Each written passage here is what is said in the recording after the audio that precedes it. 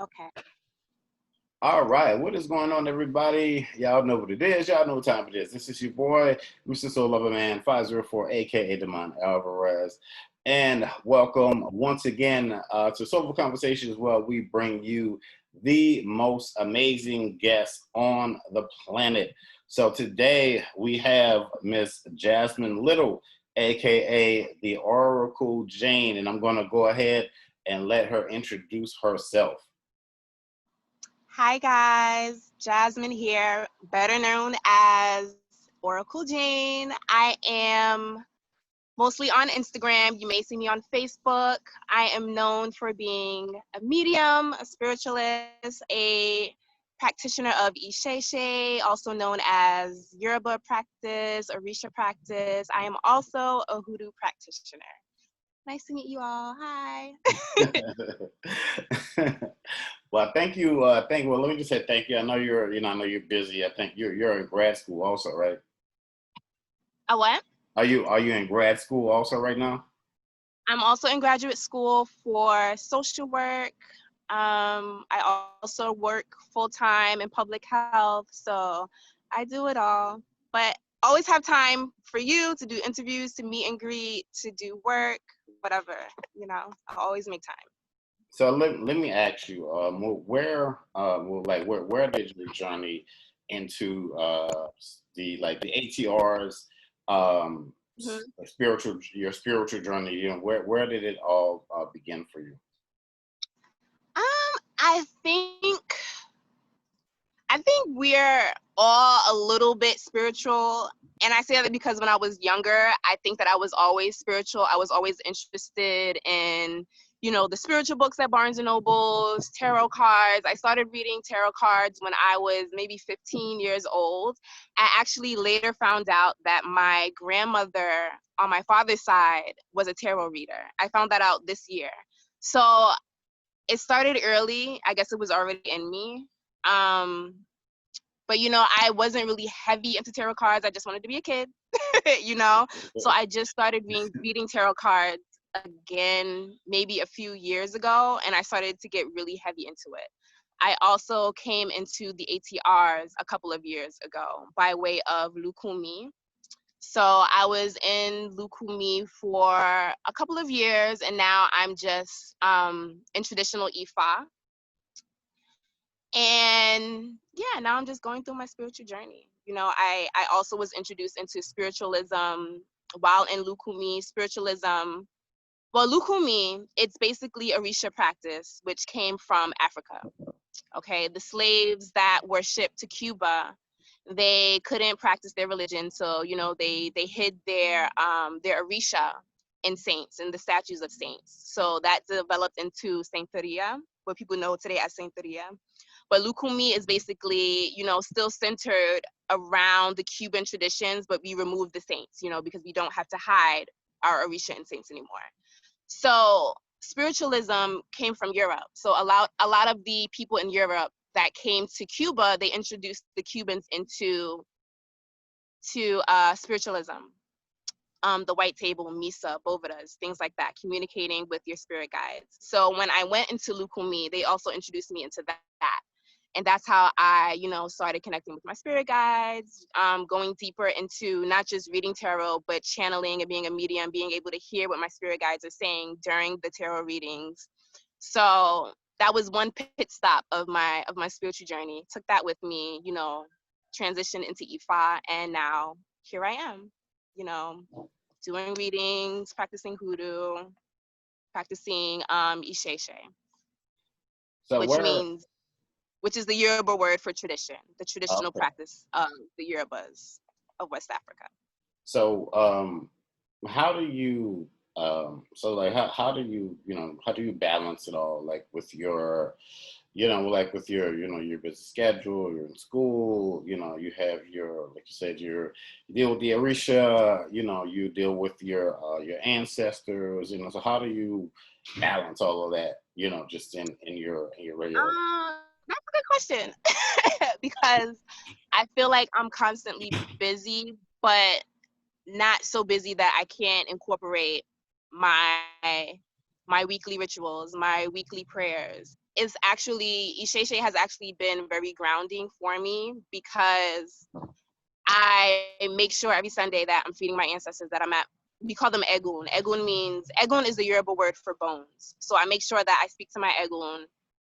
First of all, I speak to them every day. I'm annoying. I speak to them every day. But I make sure that I'm at my Egun shrine every Sunday, asking them what they want. Do you want water? Do you want gin? Do you want food?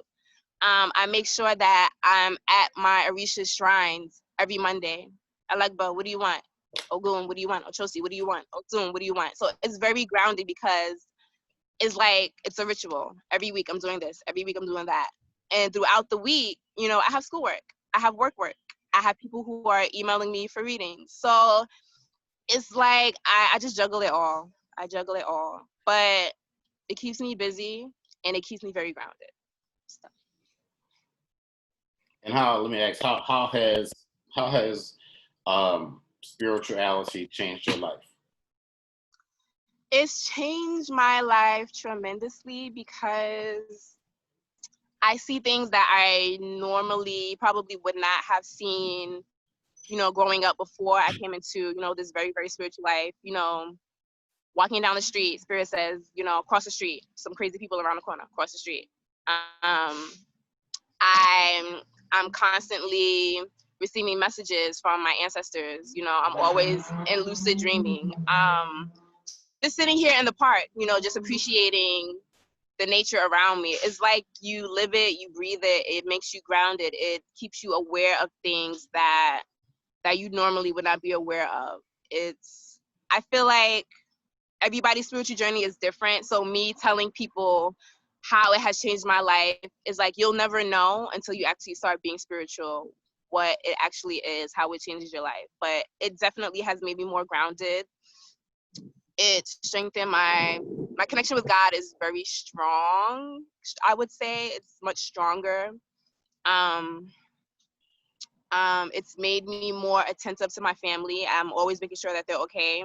It's made me more attentive to people. I always like to help people, but now it's just like, oh, I really have to help you now because I have all these gifts, and it's selfish of me to keep these gifts to myself. So I'm constantly wanting to help people. So I think it's made me come full circle in my life and step into more of who I am, if that's understandable. Yeah, very, very understandable. I understand that because, being able to hear, see visions and, waking up sometimes 2, 3 in the morning. And yeah, yes, 3 in the morning. Like, what y'all want? I know, especially yes, like, like I told some people yesterday, I said, this 2020 is going to be, y'all are going to remember this 2020 for the rest of your lives. Yeah. And it's right. just gonna, it's gonna be one of those statement years, and it's not over yet. people people want to get through it so fast. Right, like you said, 2020, you're gonna remember it for the rest of your life. Like, even with the whole pandemic, is like you see it differently. Going through this spiritual life, you see things that other people don't see. Like, it makes you more aware. Yeah, it does. And let me ask, how have these? It's interesting because I kind of describe it like being in the ocean, and it's like you're trying to swim the shore. It's like you can see the shore, but it's like these massive waves keep throwing you under. You come back up, throws you under. You come back up. So how has your experience? How has your experience been with all of these just these spiritual shifts that's been going on? I'm glad you brought that analogy up, because people think that you come into the spiritual life and boom, everything is easier. Like, no, spirituality is work. Like, you're constantly working. You're constantly working to make yourself better. You're constantly working to shift your surroundings. You're constantly fighting to just the energies that are constantly around you. It does make your life easier. It helps, but it's no walk in the park. I'm constantly, how do I deal with that? Just constantly being in prayer, constantly, going to my ancestors, asking them for help, constantly being in manifestation. I told one client the other day, you need to write. Writing is a form of manifestation. Using the resources that are around you, nature, things that you see, again, prayer. So how do I deal with it? I just become more, I guess, more seated in spirituality. But then also not, you don't have to be spiritual 24/7. Like, you can have fun, go for a walk in the park, call your friends, cut up, act a little crazy here and there. Right, It's like balance. right. That's Yeah, the balance of it all. balance. That you still have like you had your life before, you still have your life now, but you still have Yeah. like you just it's like what you know, but you still have to like, all right, y'all, look, I'm gonna get with y'all. Just gotta let me handle this first, and then then I'm Right. gonna get like it's like, hey, I hear you, Oshun, I hear you, sister, but I'm let me handle what I Yeah. mean. Like, because one thing I know dealing with the Orisha, they will let you hear it. Like they want their love, they do. They want Yeah. they will like, Yeah. wait, hold on now, we'll wait.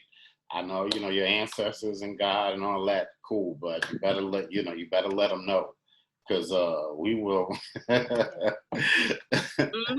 don't play. Like, they want what they want. They're gonna tell you what they gotta say.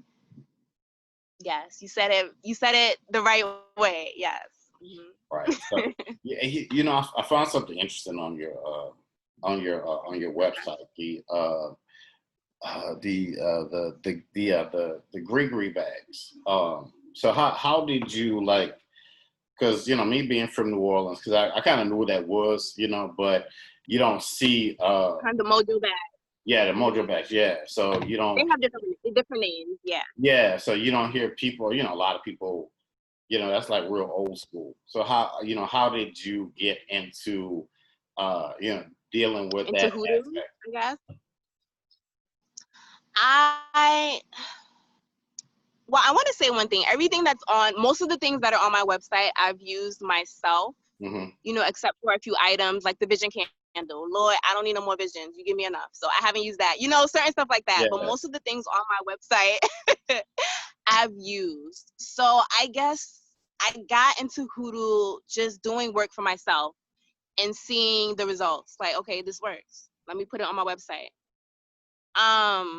Any Shay, you, before you get to Orisha, before you get to anything, ancestors come first. You can't get to the Orisha without going through your ancestors first. So I guess developing my relationship with my ancestors, and then also knowing how to speak with them, how to divine with them. Mm-hmm. So a lot of the things on my website, I got the ingredients and the recipes from Egun, from my ancestors. I would study books. Study different herbs, and I would go to them and like say, hey, I want to use this candle. What do I put in it? Can I put, I read that dandelion induces visions. Can I put this in here? Throw the shells. No, you can't put that in there. Even through the whole journey, I learned that a lot of things that you read in books is not necessarily true. And it may be because my particular ancestors, they don't use dandelion for vision, but your ancestors who are from the Congo might, so you can't follow everything that's in books. A lot of things, again, on my websites, I use divination to put it together. Ancestors, will this work? Can I also match it up with this herb? No, you can't. Yes, you can.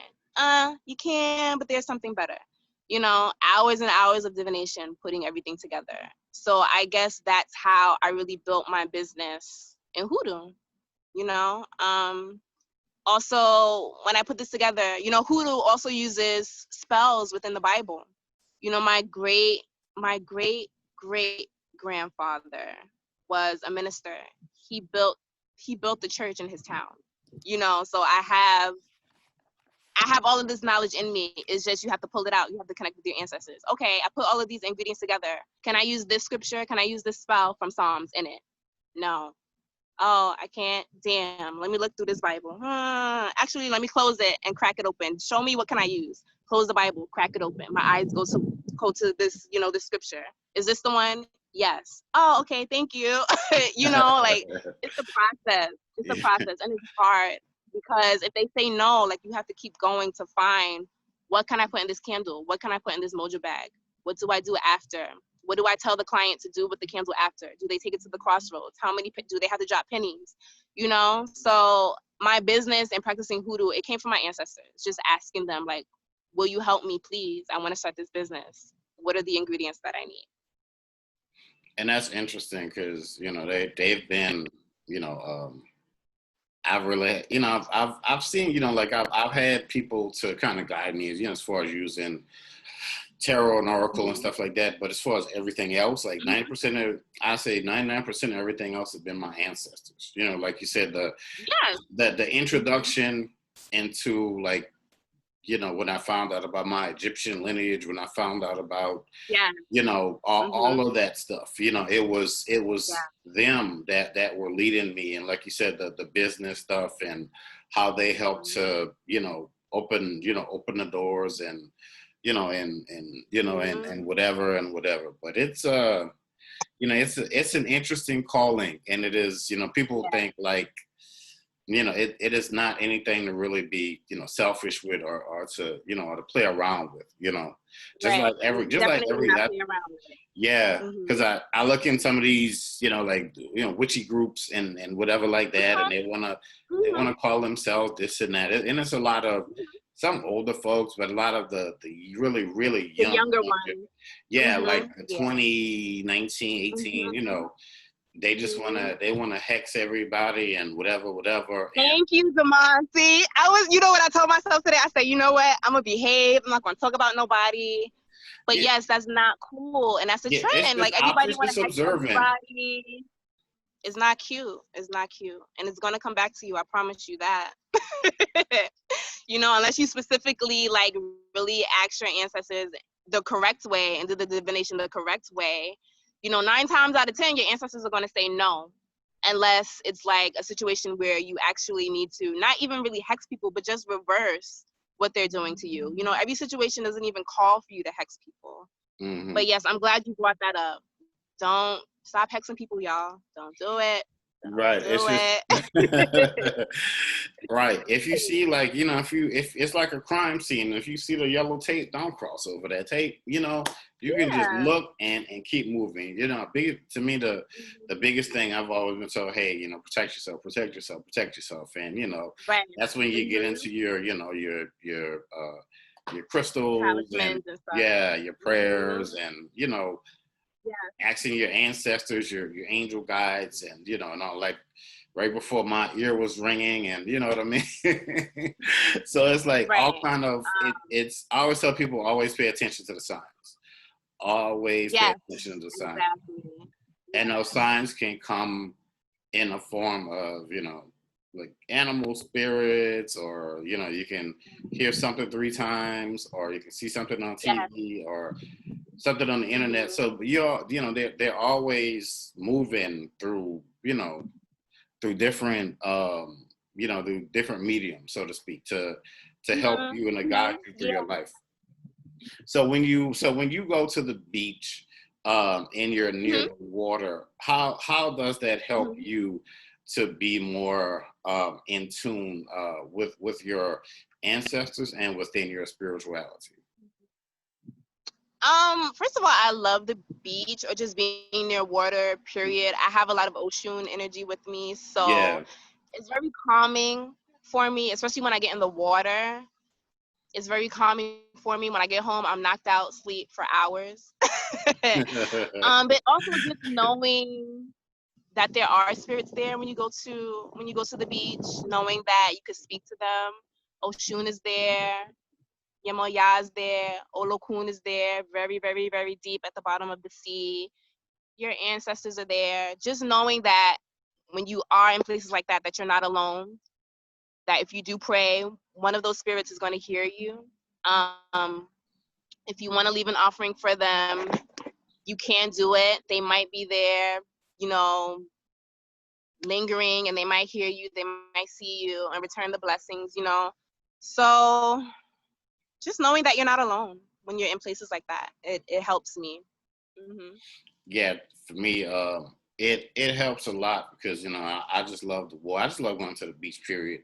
I just love flying and getting out of this country just for even if it's just or like a lake or a river. I'm from New York, so I would just go to a pier on the Hudson River. Oshun is there in the river. Just bodies of water, or just in the park. Like I'm in the park right now. I love parks. I'm sitting on the ground. Like, I'm such like a little dirty hippie that likes to be in the dirt. It just feels good. I just love it. I know it. Yeah, I know it. It's so like I don't know, like because I just see the water, the ocean, is so powerful, and it's Yeah, so and it's so much energy. What would you say yeah. to people who feel like they know everything? They are like just all powerful because they can. I don't know, flip some cards, or they have just one spiritual gift, or they I walk around found like they're the that Almighty. I found that the people who try to come off as all powerful are the people who have no power at all. You know, Mm, for example, I did leave Lukumi, and it's just like church. When you leave the church, it makes you look bad. When you lose members of the church, it makes you look bad. So when I left Lukumi, people were upset, and the people that try to be the big bad wolf and are all powerful who didn't like me leaving and wanted to express that, I later found out that they have no power at all, because you try to do ugly things to people. And in the end, hexing people, throwing at people, negativity, it doesn't win in the end. So people who come off as big and bad, people who want to come off as all knowing, all powerful, you never stop learning. Even the most oldest priests that I have met in Isheshe have said, I'm always learning. You never stop learning. You're never better than anybody. So don't let people intimidate you. Don't let people try to come off as better than you or smarter than you or more powerful than you. There's a saying, absolute power corrupts absolutely. right. Don't let it go to your head, because your power, it comes from somewhere, and it can be taken away if you use it for the wrong purposes. It'll come back to you. True. And I think that's what people forget about karma and how eventually, we Mhm. all pass on. Like eventually you're gonna have to answer this stuff. To somebody, you're gonna have to Right, and you think you have power. Just wait till you get right. Yeah, you come from somewhere. They gonna take it back, or you're gonna right. pay. you know. hmm So like another thing on your site was the Oshun bath. Could you talk a little bit about that? Uh-huh. So I have an Oshun scrub, and basically, Oshun is an Orisha.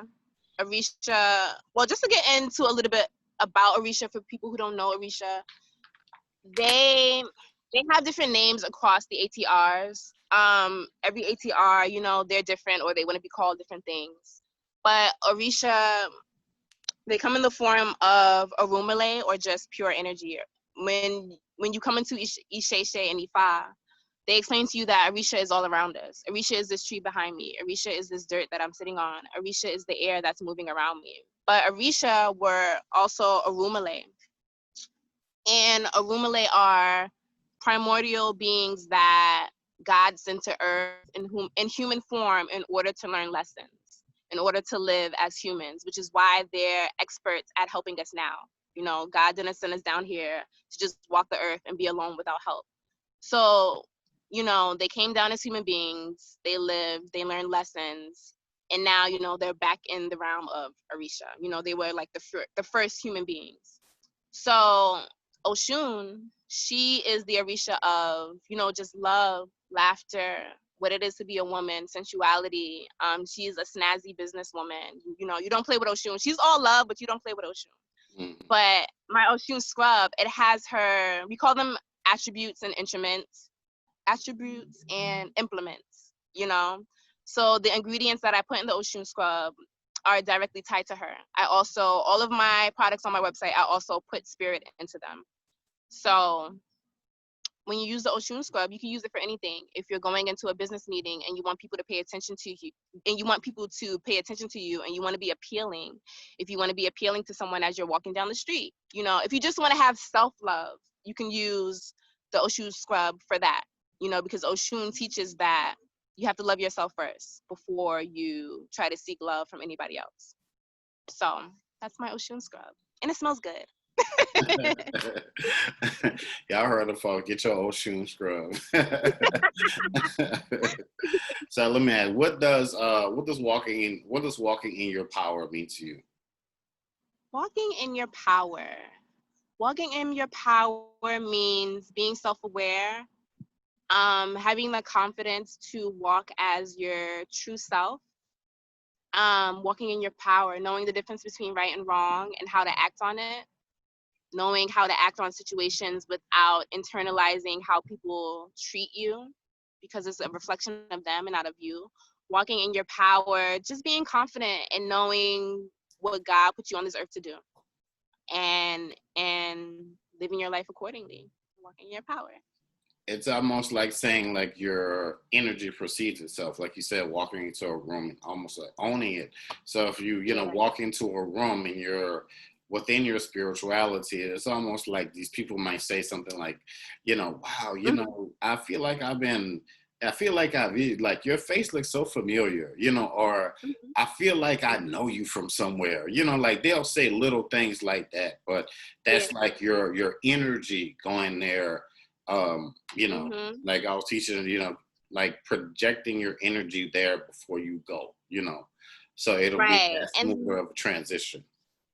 And it makes me think of, you know, like being in situations and being around people where you don't have to like exert your power in a forceful way. It's the way that you talk. It's your mannerisms. It's your body language, that makes people respect you, without having to be forceful. It's like walking in your power and being respected, I don't know how to Mhm. verbalize it. It's almost like in a sense, you have to, just like you said, you have to respect your spirituality and the process, and and the growth. Got to respect the Orisha and your ancestors, because this stuff, like they can pull it. I've heard people say, well, I can't feel this anymore, or, what's going on? I'm like, well, what did you Yeah. do? Or Yeah, what, what did you do? yeah. Yeah. Who do that? Who do like you do? Like, and I think Mhm. people, Right. it's almost just like letting, it's just almost like letting nature take. It's almost like, like you're sitting by the tree, and that symbolizes letting nature Mhm. take its course. So there's Mhm. always like From these ground. learning lessons that Yeah. that you learn along the way. So can Mhm. you tell me Yes, and I about, learned like, a lot of lessons along the yeah, way. That's an important part of the journey. Mhm. can you tell me like one lesson that you weren't getting, and like spirit just like kind of to smack you upside the head, like.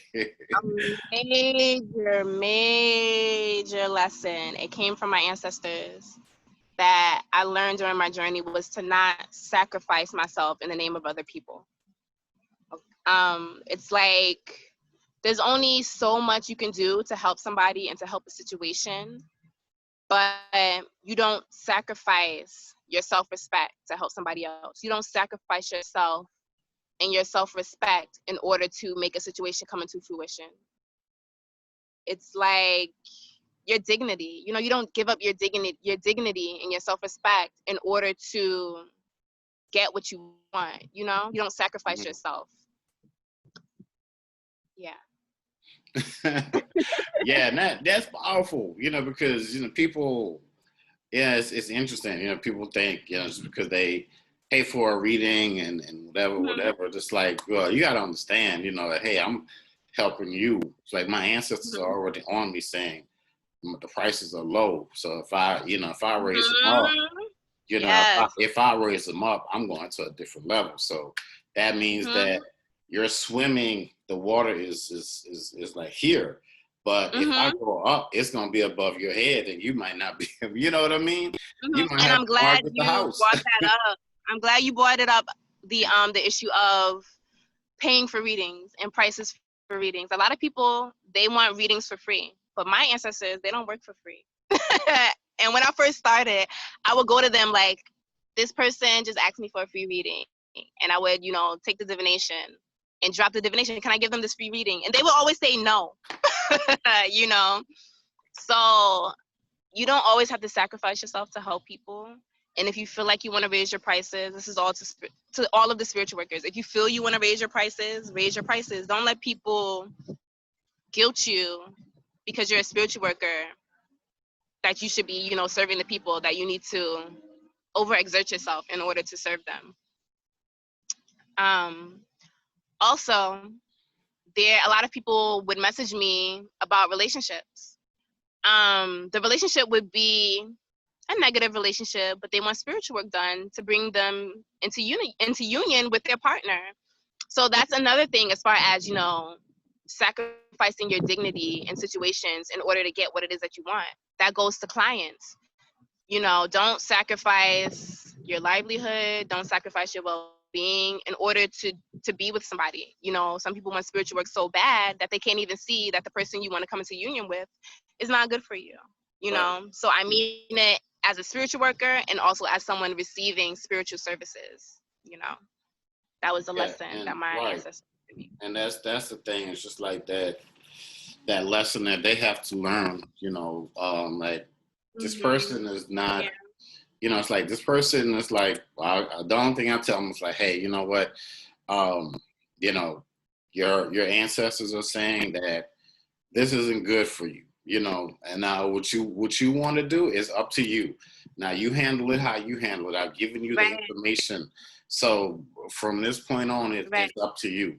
Sometimes they don't want to hear that. They want you Yeah. to tell them what to do. And I'm like, I'm not. I'm only here for for guidance. Destiny can go so many different ways. Right. But sometimes you want to stay. Right. Like they want to know a time frame and well when am I going to get Yes. when is the baby coming and blah blah blah. I'm like, well, you got to Yeah. understand, Yeah. like you want you well, first you're asking for money to pay the bills, and you have to take Mhm. everything in context, and it's all going to Right. lay out for you, but you have to do this first, step Right. one to step two to step three. It's not all going to just come together, man. Right. It don't work like that. So Right. And after the reading is done, is like, they're on their way. I just told you, if you do XYZ, it'll come out well for you. But once the hmm reading is done, I don't know if you go down the street, and go rob the bank, and now what I just told you ain't going to come into fruition. right, So exactly. it's just, you got to let it take its course, but you have to use common sense and also follow the reading that I just gave you. Right, and say, well, did you do did you do like, well, I'm still in the same position and you said, like, well, did you do this? Well, no. Did you do that? Well, no. I was like, well, there you Right. go. That's it's not on Mm-hmm. me, it's on you. So let me ask you, in the Right. hierarchy, did you ever come to the point where you struggled a little bit to say that, okay, well, who comes first? Is it God? Is it the Orisha? Is it my ancestors? Did Mm-hmm. you ever? Because I Mm-hmm. did. I struggled with that for about a year, I'd say, maybe a few months, but I struggled with that for a little Um, bit. I think, well, going into Isheshe, they always say that, because people always, I guess, whatever spirituality you're practicing, whatever ATR you're practicing, people on the outside often judge us. They think that we worship a bunch of deities and we don't recognize God, yada, yada, yada, whatever. hmm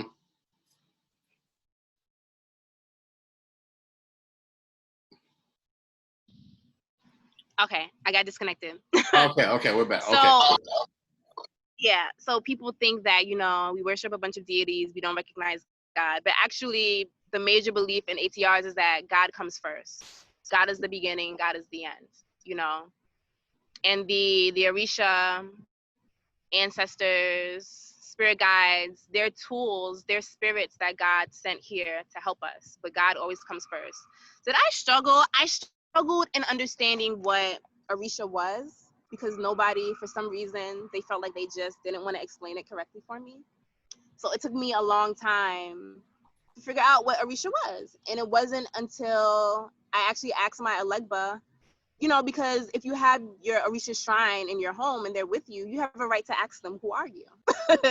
So I said, Alegba, I know there are different types of Orisha spirits. Are you energy, or are you actually a person that walked on this earth? So I asked him, I said, are you energy type of Orisha? What are you? He was like, no. So I picked up the divination off the floor. I said, are you an old man and you used to walk this earth and you're a spirit? He was like, yes. I was like, oh. And that's when I really started to study, like, okay, Orumale. My godparents, they didn't really teach me anything at the time. So it was a journey. So God is first. I struggled with who Orisha was, but I knew that God was first.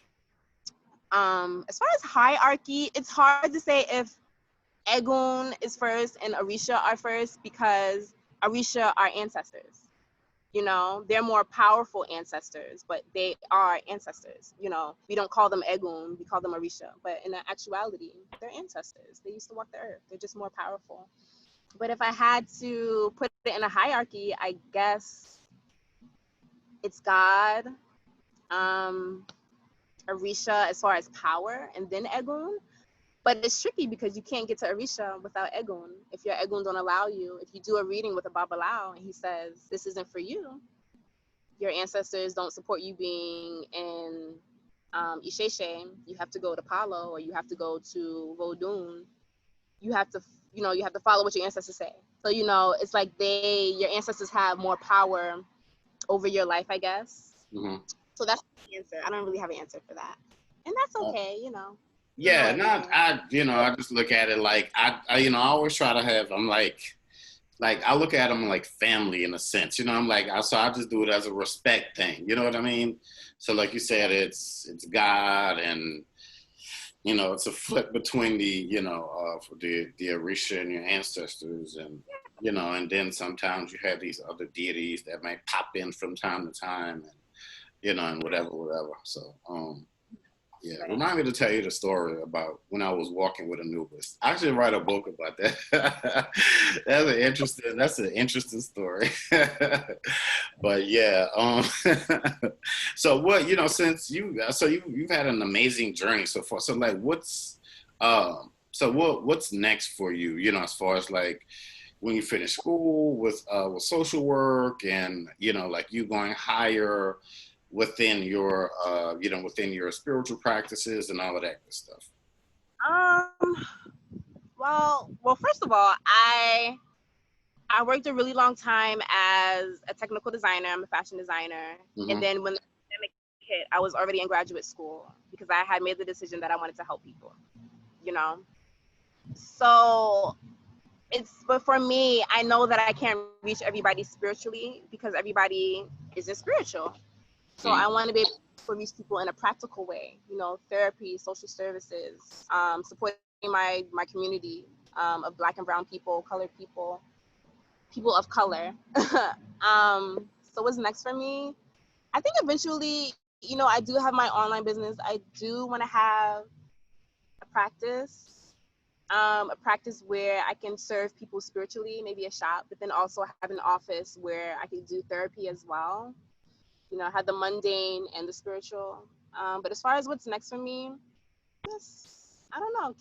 I'm just gonna keep doing readings, keep promoting my business, keep building myself up, keep connecting with people in our spiritual community like you, and just continue my journey. Eventually go into priesthood, and yeah, just continue to grow and offer people new things. I do have some new things coming up. I know that one of the biggest issues that my clients come to me about is that they want to purchase candles, but they can't burn candles in their home. Either because their family doesn't really tolerate the spiritual things. Mm-hmm. So I do offer, just like community candle services, send me your name. Everybody send me your name, and I'm going to burn this reconciliation candle for you all. I'm going to burn this money candle for you all on Friday. Send me your names and, I'll do it. Or just services where, clients want to purchase a candle, but they'll allow me to burn it in my own home for them. So just things like that, for people who really, really want to get into spirituality, but their environment doesn't really tolerate it so much. Yeah, and I could get that, because there are a lot of people who are just like they've been, beaten upside the head with the Bible so much, everything else is, everything Right. else is evil, and it's like, oh no, that's the devil, that's the devil. Like, hey, I'm going to buy some new shoes. Nope, that's the devil. You can't do that. People, people are just, I don't know. Everything is evil if it's out of the church, and it's interesting now to see like the like doors of the churches are closed, and how people who have gone to churches for so long, they're the ones that are freaking out, and we're like so calm. You know what I mean?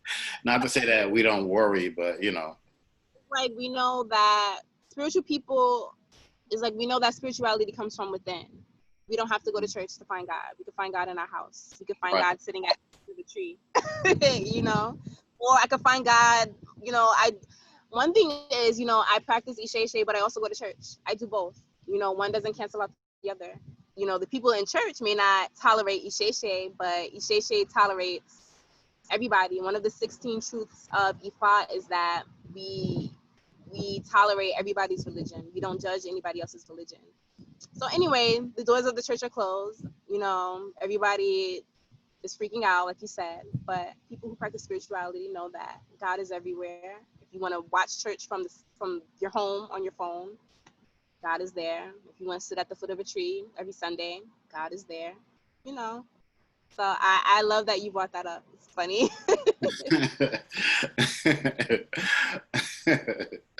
yeah, and just to and just that interesting thing that you go to church and you say, well, God is always in control, but people, I don't know, like I don't know if they've.